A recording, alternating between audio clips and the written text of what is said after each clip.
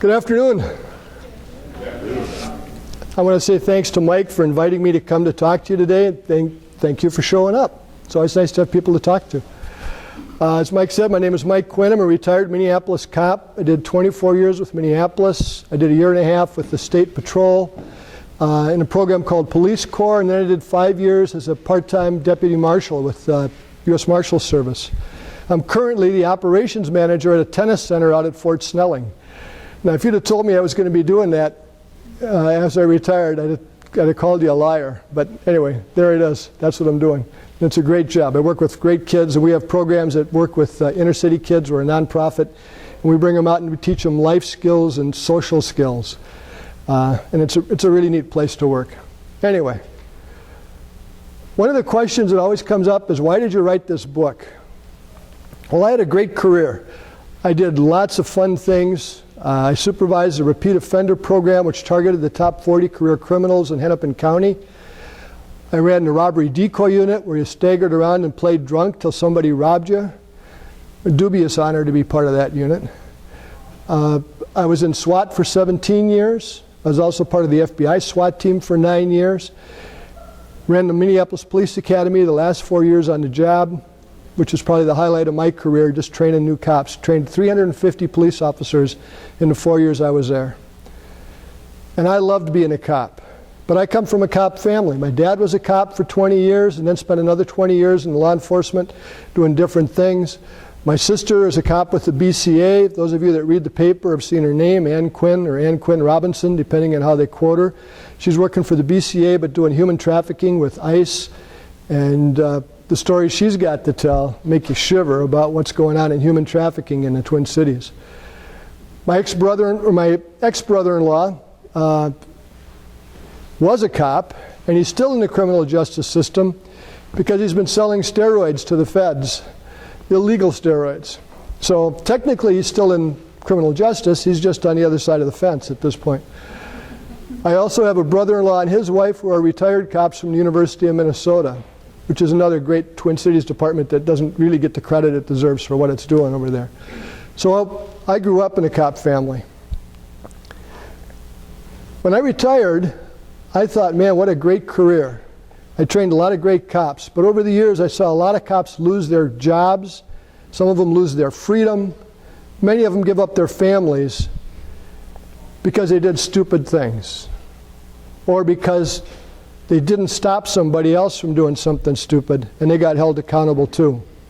Matthew Dean Moore, he was a police officer for 6 weeks. 6 days ago he was sentenced to 5 years in federal prison. 5 years. He had a wife and 2 little kids. Has a wife and 2 little kids. Who knows if he will after 5 years. Matthew Dean Moore was a rookie with the New Orleans Police Department. His training officer, back in 2005, picked up a guy named Raymond Robert and proceeded to beat him. Everybody assumed drugs. It wasn't until they did the autopsy that they saw the level of damage this guy had gone through. Matthew Moore is not going to prison because he did anything wrong. He never touched this guy. Matthew Moore is going to prison because he didn't do anything. He didn't stop it, he didn't report it, and he didn't say anything to anybody else. And at the very least, he could have said something to the emergency room personnel and said, this may be a trauma case. Had he done even that, they think they could have saved this guy's life. But he chose not to. Because like so many rookies, he did what he was told to do. He kept his mouth shut. He adhered to the code of silence. Well, back to today's other big story, the case of 2 New Orleans police officers now convicted of beating a man back in 2005 and the cover-up. WDSU News reporter Gina Swanson has been covering the trial since the very beginning. She's on your side at federal court with reaction.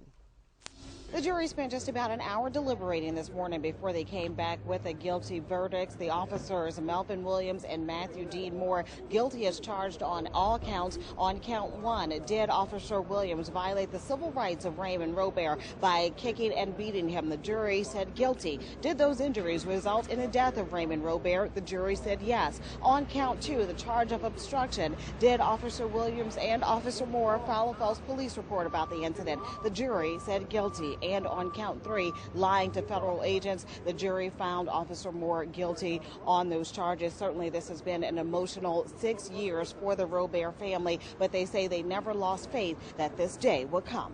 Always knew it would come. I never doubted for a second that we would get justice for my dad. Certainly an emotional moment in court. We should also mention that Judge Eldon Fallon remanded both Officer Williams and Officer Moore into federal custody. That's the story for now. From federal court, I'm Gina Swanson. Back.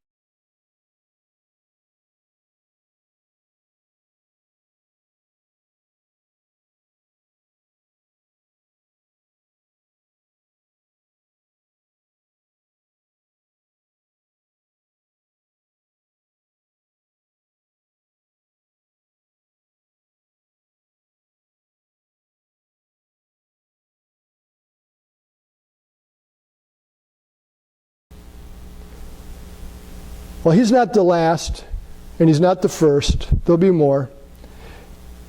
Because in policing, and in so many parts of your life, not just policing, but in many parts of your life, there's a code of silence. And we adhere to it. We don't snitch. We don't rat on other people. Because that's not part of our culture. But I'm here to tell you that if you want to consider yourself an ethical person, it's not just about your ethics. It's about what you do when other people do something unethical too. You truly are your brother's keeper, and in policing it's more so than any place else. You know, cops will put their life on the line for somebody in an instant.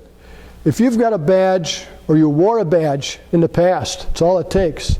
You see another cop in trouble, a traffic stop, a fight on a sidewalk, whatever it is, you jump in, you put your life on the line instantly. You don't even think about it. It's that fast. And every cop does that, whether they're federal, state, local, it doesn't matter. And yet, those same people, those same cops that will risk their life instantly are the same ones that don't step in and don't say anything when they see other cops doing something that could lead to the loss of their career, the loss of their family, or the loss of their freedom. And why don't we? Why don't we do anything about that? Well, partly because we don't spend any time thinking about it. We don't spend time talking about it.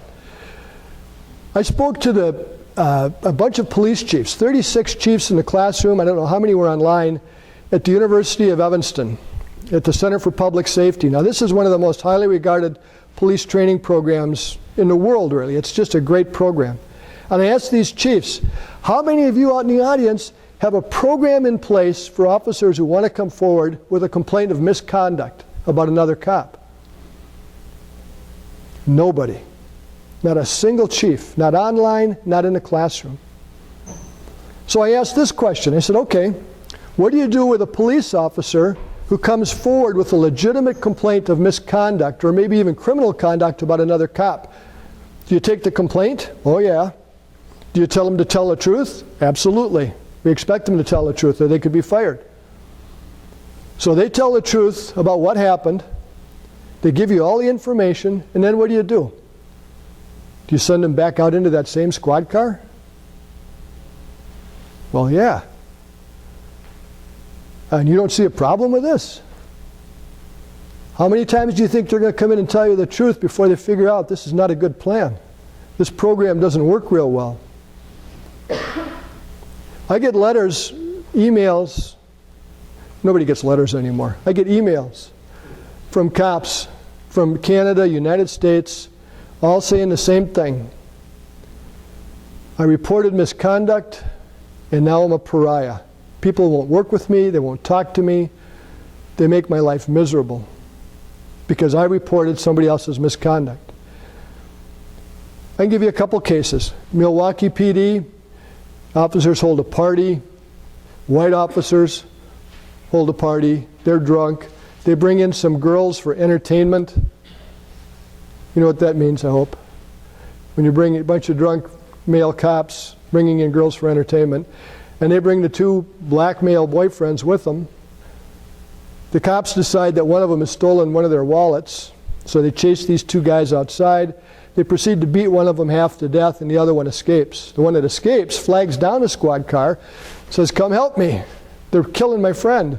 Squad car gets there, they witness the beating. The uniformed officers witness what these guys are doing to this guy on the ground. Goes to state court. Cops say, "Yep, we agree. This did happen, but it wasn't me. They've misidentified me. I wasn't the cop who did it. It was somebody else. Must have been somebody else, because I wasn't involved in it." And they get away in state court. So you got two cops, uniformed cops, who report about what happened, the truth about what happened. People don't want to believe them. So now the Department of Justice comes in. And the Department of Justice says, "You know what? You may beat this on the state level, but we've got federal laws." And within months, somebody rolls over and says, "I don't want to go to federal prison forever and ever." And they say, it was that cop and it was that cop. More than 2 years after severely beating a man at a Milwaukee house party, 3 police officers learned their fate. The 3 were all convicted of beating Frank Jude Jr. Today, a federal judge sentenced John Bartlett to 17 years and 4 months in prison, plus supervision and restitution. Daniel Masarek received 15 years, 8 months behind bars, plus supervision and restitution. And the third former cop, Andrew Spengler, received that same sentence. 12 News' Brendan Conway joins us live from the Milwaukee County Courthouse. Yeah, Terry, and we just finished talking with U.S. Attorney Steve Biskupik, and he said that these are the big 3, and he says he's happy that they were put behind bars. You know, the judge handed down very, very harsh sentences. All these men asked for much lesser sentences, and their attorney said afterwards they were even expecting lesser sentences, but the judge said that he was sending a message to the community and also sending a message to the police officers that people's civil rights cannot be violated. Talked to some of the people, the attorneys leaving court just a short time ago, and here's what they had to say. Well, each piece that occurs is closure for Mr. Jude and his family, and I think this certainly now, shows the severity of the crime that occurred, and I think certainly helps Mr. Jude get some closure as well as his family. These are obviously physical and emotional injuries he's going to deal with for the rest of his life, but every bit where this occurs only helps that much more. This is what you guys were expecting? You never expect a sentence like that. It's harsh. A lot of time. The sentences were strong. The sentences were harsh, as the judge said, but the sentences were necessary. We take no joy in a long prison sentence, but we do take satisfaction that this was an event so far over the line, so far beyond any kind of arguable discussion of what is tolerable for law enforcement officers, whether on duty or off duty. None of the 3 men took responsibility for their role in the beating. However, they all did apologize for Frank Jude. Daniel Masarek just kind of read a statement, but towards the end, Andrew Spengler, who was the last person sentenced, he gave a very emotional, he actually broke down apologizing to Frank Jude, crying, saying he was very sorry for what happened to him, but again, not taking responsibility for those injuries, those very bad injuries that Frank Jude received just a little bit more than 3 years ago. Reporting live outside the federal courthouse, Brendan Conway, WISN 12 News. Thanks, Brendan.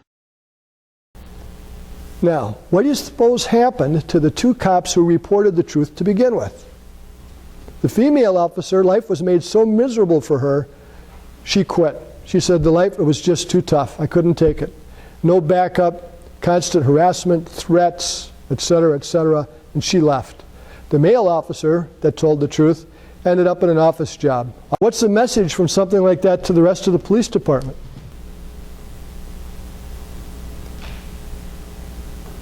Ethics isn't just about policing. This is my background, so that's what I'm going to talk about. But this is about day-to-day living. This no rats idea, this idea that we don't talk about other cops. I understand that. I understand the no rats idea. I know what the costs are when you do rat on somebody, when you do talk about what happened. I said, I know how that feels. It's terrible. I hate going through that. I don't want to do it again. I said, and part of the problem is you don't tell your cops what's going to happen. You tell them, come in, tell the truth. They tell the truth. Then you send them back out to work with the same guy. Now, what do you expect is going to happen to them when you put them out there? You think they're going to come in and do that a second time and tell you the truth the next time? Probably not.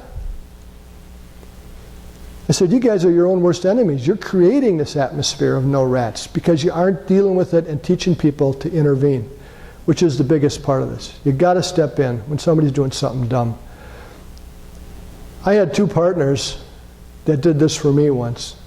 And for those of you that haven't read about it, I just want to, I'll tell you the story as it really happened, not the condensed version that's in the book. But we were doing a decoy in an area where a lot of robberies had occurred. And our decoy was on the bench, and he's your basic light redhead, white guy. Looked like a cop to me. I mean, he didn't look like a decoy to me, but he was out there sitting in front of the Danny's Bar on 14th in Chicago. I don't think it's there anymore. I think it's gone. These 2 black guys come up, Darnell Dickerson, Willie Billy Navy, both incredibly long, violent criminal histories. And they proceed to go through the decoy's pockets. Next comes this big Indian man, and when I say big, I mean big. I'm talking 6'6", this wide at the shoulders. And he sits down right next to our decoy and tells these 2 guys to get away, that's his brother. Leave him alone. He's trying to protect our decoy.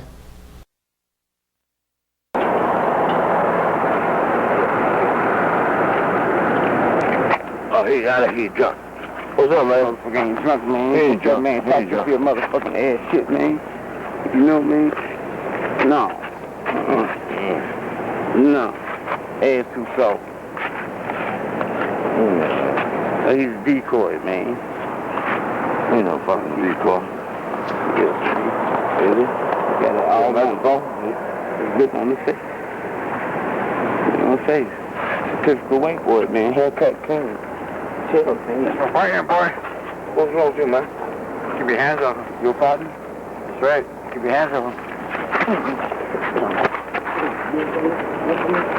No, just keep your hands up. Just got that. Keep your hands up. That's it. Not the dollar for me. Right. Yeah, off him. What's on it? What's on it? This ass is the next move.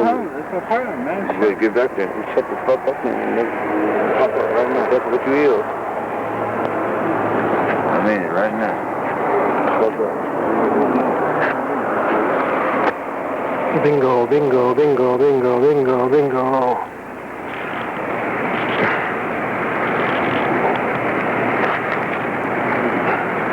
Bingo, bingo, bingo, bingo, bingo. Did you get her robbed or something? Yeah.